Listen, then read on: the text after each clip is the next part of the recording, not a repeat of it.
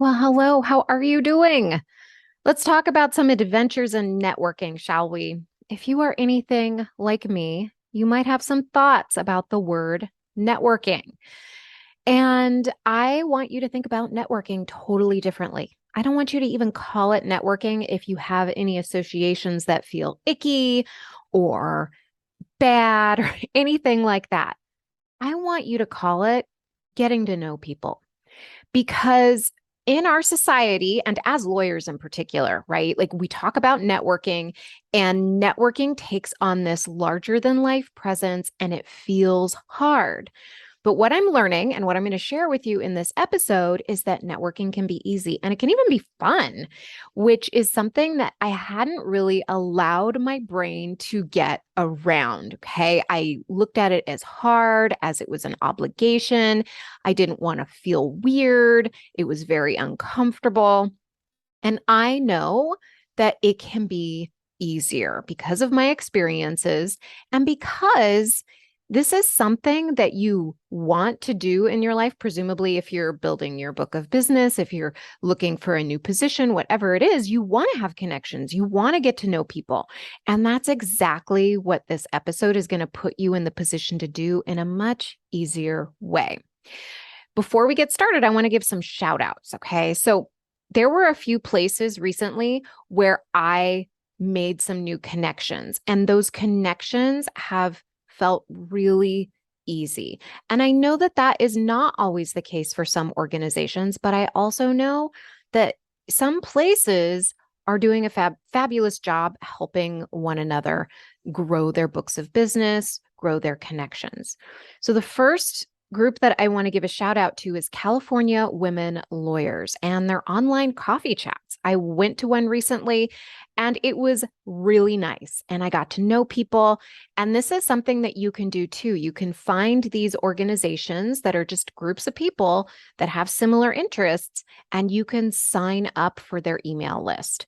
If you're interested in California Women Lawyers, they're also having a dinner in Oakland in the near future. It's like beginning of September. So I'm going to link to that. I'm going to be there if you happen to be in the neighborhood. I also want to give a shout out to my law school, Mcgeorge School of Law. It's part of University of the Pacific. And I went to a live event recently for Mcgeorge, and it was fabulous. I went there, and of course, your law school probably does something similar. If you go to a networking event, there's tons of food, there's like an open bar. I mean, it's made to be very pleasant and inviting. And I bumped into a couple law school friends, and I bumped into someone who was an old colleague, Ray Thomas. So if there's a colleague, or Ray, if you're listening, shout out to you. I wanted to go there and meet new people.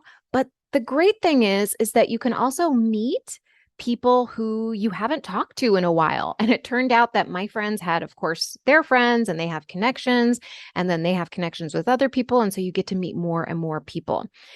So this is something that is very easy to do, and it's just going to flow when you show up. You just have to show up. And I also want to give a shout out to LinkedIn because they make it really easy to give value, right? Like I'll have posts on LinkedIn. You can follow me there. I'm under Dina Cataldo if you want to follow me.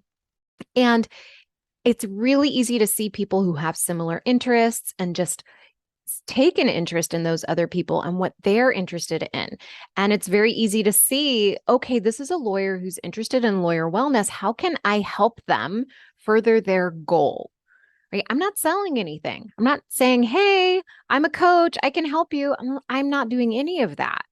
Right? It's me recognizing what they're interested in and seeing how I can further what they need. I'm going to talk to you more about that as this episode goes on, because networking isn't about selling. Like ultimately, you're going to grow your business from networking. It's just something that happens, and it's a compound effect. But what it's about is getting to know people and forming connections in a really organic way that feels really good. At least that's how I'm framing it. And it's helping me.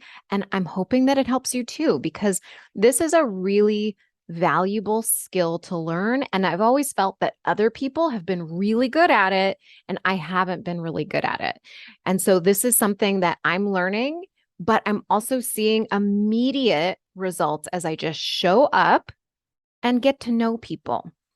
And the interesting thing is all my thoughts or insecurities about, what I do or who I am or who I serve, whatever it is, right? You have insecurities too. We all do. When we show up and we tell people who we are and what we do, it's really interesting to see other people's reactions. Like, I was actually the most interesting person in some circles. I was like, whoa, these people are really interested in coaching. I was just telling them, like, oh, what do you do? And I say, oh, I'm a coach, coach lawyers. And they get really interested. And so, unless you show up and tell people what you do, no one can get interested. So, that's an important thing to know, is just showing up is like 99% of what networking is about. Okay, so here is a general process that I want to offer to you that has been working for me that you can take and shape however you like. And it's something that can give you some structure around networking. I'm also going to link to a few episodes in the show notes at dinacataldo.com/220, because in order to do the hard things, there's some mental shifts that you will need to make. And I have a couple podcasts in there that will help you with that. All right. So first, in this process, ask yourself what the end result is that you want. Right. So for me, it's getting to know more people and having more people know me. It's as simple as that. Not selling anything to anyone. Do I want more clients? Do I want to help more people? Of course. Right. Like, that is a no-brainer, right? I run a business. But networking is really just putting you on someone's radar. Like, it's not about taking your, like, let's say you are a litigator and you are taking your knowledge about a specific topic and you're like looking for people that you can sell so that you can grow your book of business. Like, who needs my services right now? Like, that's not what you're doing. You're not like looking around the room trying to hone in on anybody. You're just walking in and saying, oh, hi, how are you doing? What do you do? Oh, that's really interesting. How did you get into that? You're just asking questions like a normal human being, right? You're not going in there with an agenda to sell anything. You're just going in and getting curious. So just ask yourself, what is the purpose that you're going in on for this? Is it to, like, sell people? Like, hey, you need to be in my book of business. You need this, you need this. No. I mean, I'm going to offer to you that that's not that's not such a great way to go into it. Like, if you look at it more as like, my goal is really just to get to know people. My goal is really learning about people and getting on people's radars. I think you're going to enjoy the process better. It's really easy to say hi to someone and ask some questions. And we do it all the time. I mean, I don't even tell people what I do unless they ask me. Like, it's not even important. It's not even on my radar that I need to tell them what I do. Okay. I'm there just to listen and to get to know them. All right. The next part of this process that I will offer to you is really helpful, is asking yourself, what avenues do you want to take in networking? So for me, I am willing to do live events. I'm willing to do virtual events. And then I also, text people, right? Like, I got this this is like a collection of different ideas I've looked into over the years about how to network. And really, part of networking is staying in touch with old colleagues and old friends. So, like, go to the bottom of your text messages and take 15 minutes a day and just text somebody and be like, hey, how are you doing? Like, what are you up to? I haven't talked to you in a while. Like, what's going on with you? I'm really curious. Right? Like, just take some time to show some curiosity and interest about some of your old colleagues, and then let it flow organically from there. You really just want to be forming connections. You can also do this with your emails, right? You go into your old emails. Who haven't I talked to in a while? Who do I want to touch base with? And just talk to them. Be interested. Same thing with LinkedIn. You have colleagues on LinkedIn. Maybe you haven't chatted with them for a while. Message them. Ask them how they're doing. Like that's what this is doing. It's reconnecting us with a network that we already have or are very close to, and we just didn't even know it. So you just have to show up and then do it. And then ask yourself, how much time a day are you willing to devote to it? It could be 15 minutes, it could be an hour. Whatever it is you want to do, you can do that. Doesn't matter. It doesn't have to take a long time. It doesn't have to be arduous. It doesn't, like the one of the thoughts that I hear sometimes is that it's going to take a long time. I don't want to go to long events. I don't want to feel obligated. Well, what do you want? What do you want for yourself? What do you want for your business? Do you want to feel connected to more people? I'll offer to you just taking 15 minutes a day to maybe text some old colleagues or message them or just connect in some way is going to be really easy, and it's going to help you feel much more connected. I know just doing this over a short period of time that I feel much more connected. And this is especially true if you're working from home. What a great way for you to begin reconnecting with other people. The next part of this process is giving. Okay, notice how I haven't said anything about you need to be selling anything to anybody. Okay, that is not the point of this. We're building connections. We're getting on people's radar so they know that we exist in the world. And then we're offering to help them.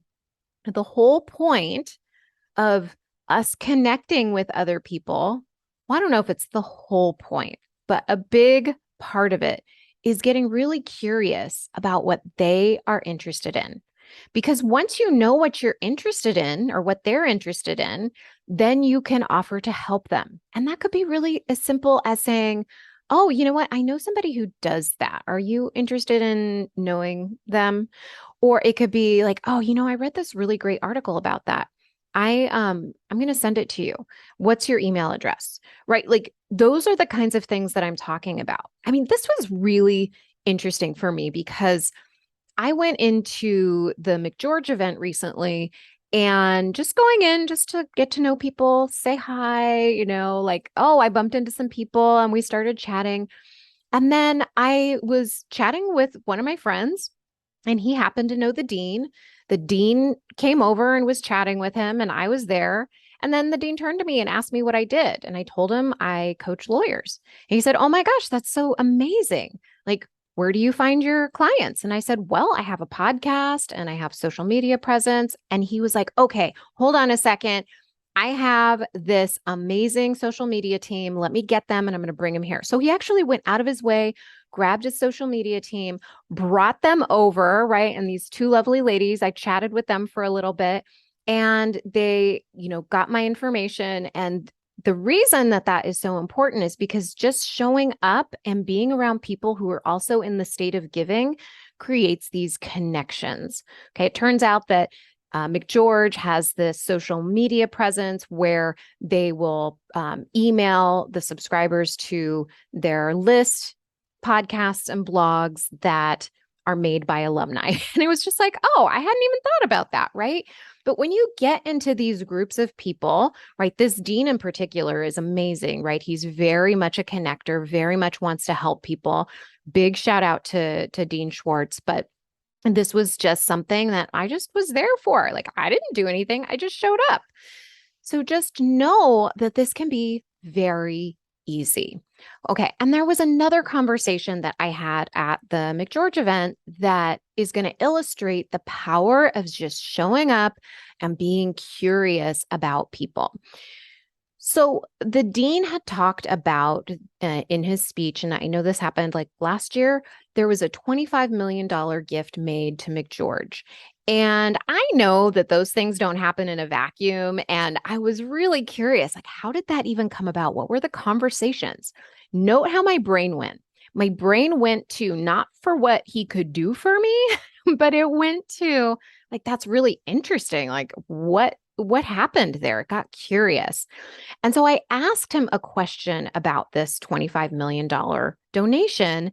And it's made by Robert and Tracy E. Gret. And I'm going to link to the article that explains how that went down so that, if you're interested in it. But I asked him, what were the conversations that were had before these amazing people decided to just donate $25 million to the school? And it came down to networking. Okay. He told this story about how he was in Nevada and he was having a conversation with Robert E. Gret. And he was hearing everything that he was really unhappy about his law school experience and what he wished was different and what his life experiences were and who he was interested in helping. And no decision, of course, was made at that point, right? The dean wasn't asking him for anything. It was a conversation. And so the dean had this in his mind, like, this is something that this alum is really interested in and really wants to make a difference in the world with. How can I, combine like what it is that he wants and make that impact? So he was thinking about, how can I structure something that will help him make the impact that he wants to make on the legal system of the law schools?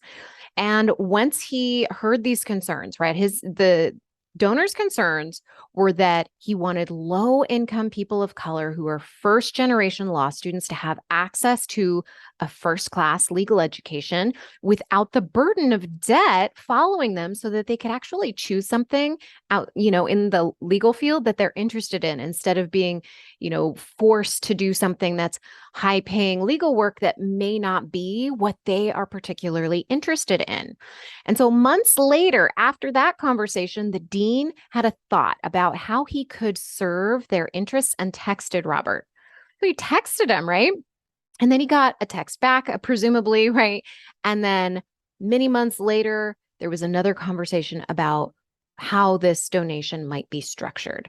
So this wasn't something where it was like anybody was going into the conversation saying, I want this. It's like, no, it was just a conversation. It was a conversation where people were curious, where the dean was curious about what Robert E. Gret was interested in, right? That's what it took to create this amazing donation that's going to impact hundreds, if not thousands, of legal students over the course of their lives. It's going to impact the legal system in ways we can't even imagine, because they showed up and they had a conversation and they were curious about what each other wanted. Amazing, right? That's the power of networking. That's the power of being curious and connecting with people, listening, keeping the other person's interests in mind, offering to help where you can. And I'll offer that you not think about networking as asking for anything or even building your book of business. Just listen. Be curious about what the other person wants and make offers to help where you can. Now, this episode is by no means the be-all, end-all when it comes to networking, but these are some of the experiences I've been going through, and I wanted to share them with you because I know that these are very actionable tips. I know that, a lot of my clients have the same thoughts, that networking feels weird, that it's awkward, that it's something that they don't want to do. They feel a little icky about it. And I wanted to share with you that it doesn't have to be that way. And that made me think of a client I was talking to not too long ago about networking. And one of the things that she realized is that networking could be easy. And the reason she came to that conclusion is because she was at a concert and she was there with a lawyer. And she said, this actually can be fun. Like, I could go to a concert, have conversations with an old colleague, old friend, and that is really what networking is all about. And if you think about it, that's consistent with everything that I've said. It's about showing up, putting yourself on somebody else's radar, asking what they need, being curious about what they're interested in, and then offering to help them. And if they and you have interests that combine, awesome. But if you go into the conversation asking yourself, what can I get from this conversation? You're going to have a horrible time. It's going to feel icky and you're not going to have fun. Okay. Now, if you want help building your book of business, making your life 100% easier in your practice, and feeling really good about marketing to your people, book a call with me. I help my clients with this. It's not necessarily networking.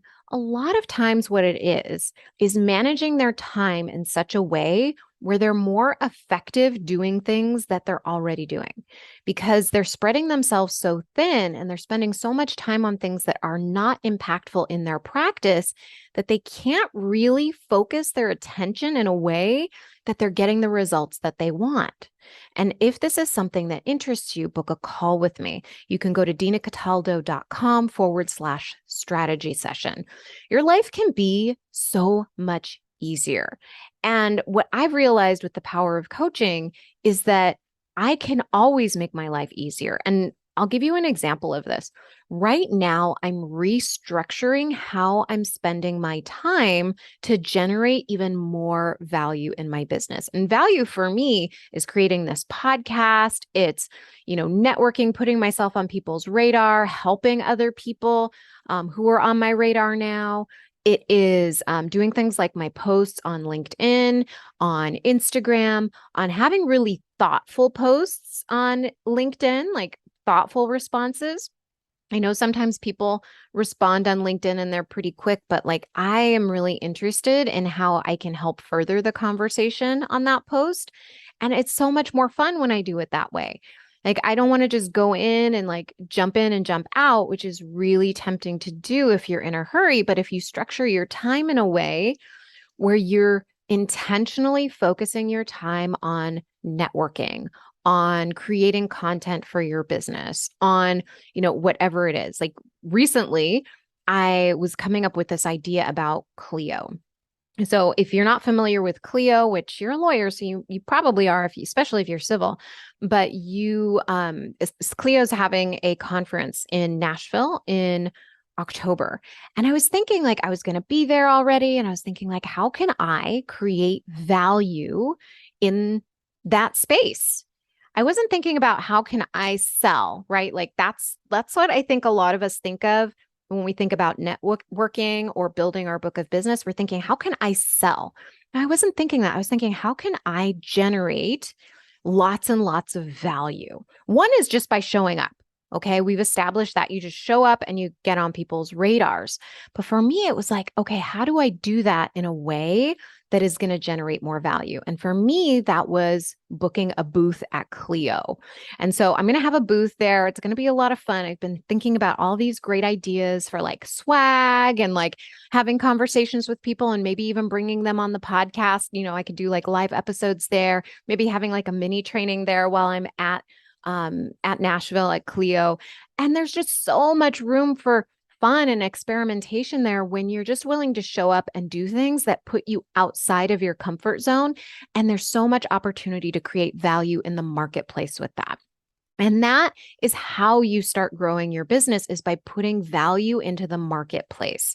So if you're unhappy in the direction that your practice is going, or you want to build a new arm of your practice, or you want to build your practice faster, right? But do it in a way where you're not adding overwhelm, book a call with me, because there's so many different avenues to do this. It takes thinking outside of the box though, and doing things differently than you've ever done them before. All right, my friend, I hope you have a great rest of your week, and I will talk to you soon. Bye.